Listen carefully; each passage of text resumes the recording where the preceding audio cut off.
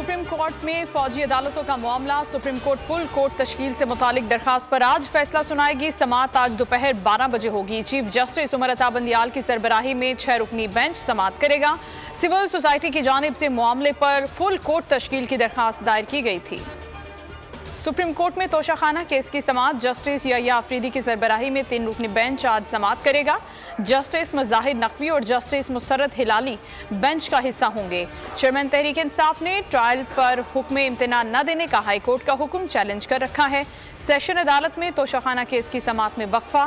Case की समाअत additional session जज हमायूं दिलावर ने की। पीटीआई के वकील खालिद यूसुफ ने कहा कि वकील ख्वाजा हारिस सुप्रीम कोर्ट में मसरूफ हैं। खार खुदकुश हमले में अफगान शहरी मुलव्वस हैं। वजीर आजम और आर्मी चीफ को दौरा पेशावर के दौरान ब्रीफिंग। सिविल और मिलिट्री क़यादत को खैबर पख्तूनख्वा की सिक्योरिटी सूरत हाल, खार खुदकुश धमाके, दहशत गर्दों और सहूलतकारों से मुतालिक भी ब्रीफिंग दी गई। वजीर आजम शहबाज शरीफ ने खबरदार किया कि अफगान अबूरी हुकूमत अपनी सरजमीन किसी दूसरे मुल्क में दहशत गर्दी के इस्तेमाल होने से रोकने के लिए ठोस इकदाम उठाए। वजीर आजम और आर्मी चीफ ने धमाके के जख्मियों की अयादत की। अमरीका की बाजोड़ हमले की सख्त तरीन अल्फाज में मजम्मत। तर्जुमान अमरीकी दफ्तर खारजा मैथ्यू मिलर ने न्यूज़ कॉन्फ्रेंस में कहा कि पाकिस्तान ने दहशत गर्दों के हाथों बहुत नुकसान उठाया। दहशत गर्दी से निपटने में पाकिस्तानी कोशिशों की हिमायत करते हैं। इंसदाद दहशत गर्दी के कई प्रोग्रामों को फंड फराहम करते हैं। जर्मन फौज के सरबराह जनरल अल्फुनास का GHQ रावलपिंडी का दौरा।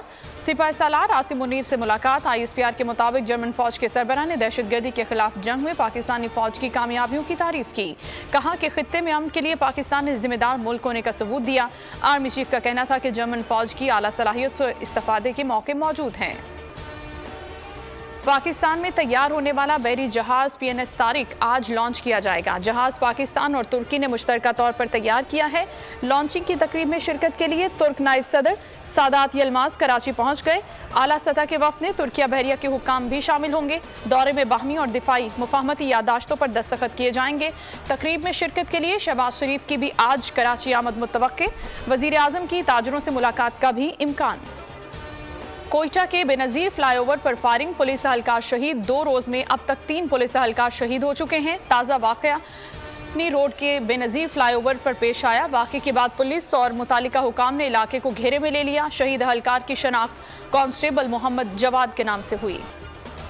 रुझान के कच्चे के इलाके में पुलिस और डाकुओं में मुकाबला। शदीद फायरिंग से डाकू हलाक, दूसरा शदीद जख्मी। DPO के मुताबिक गुज़श्ता रात बंगला अच्छा कच्चा के इलाके में पुलिस पार्टी पर डाकू ने हमला किया। हलाक डाकू जाहिद और जख्मी अमीरदीन का ताल्लुक बदनाम ज़माना गैंग से है। दोनों डाकू कत्ल, डकैती और अगवा बराए तावान जैसे संगीन मुकदमात में मतलूब थे। मुकाबले में तमाम पुलिस एहलकार महफूज रहे। सिंध में मानसून बारिशों की तबाहकारियां। हादसात में 21 अफराद जाँ बहक, 10 जख्मी। PDMA के मुताबिक जाँ बहक अफराद में 10 बच्चे, 8 मर्द और 3 खवातीन शामिल। 213 माल मवेशी हलाक हुए। 324 घर जुज़वी जबकि 18 मुकम्मल तबाह हुए।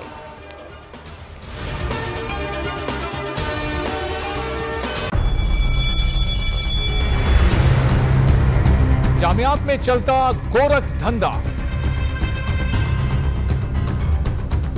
नौजवानों के मुस्तकबिल से खेलने वाली काली भेड़ों के आगे हुकूमत और इंतजामिया मुकम्मल बेबस। मुस्तकबिल के मेहमानों के तहफ्फुज के लिए बोल ने उठाई आवाज। सहाफती फराइज को निभाते हुए पहुंचाई हर खबर अवाम तक। बड़े स्कैंडल से जुड़े तमाम हकाइक रखे अवाम के सामने, क्योंकि बोल है पाकिस्तान का नंबर 1 न्यूज चैनल।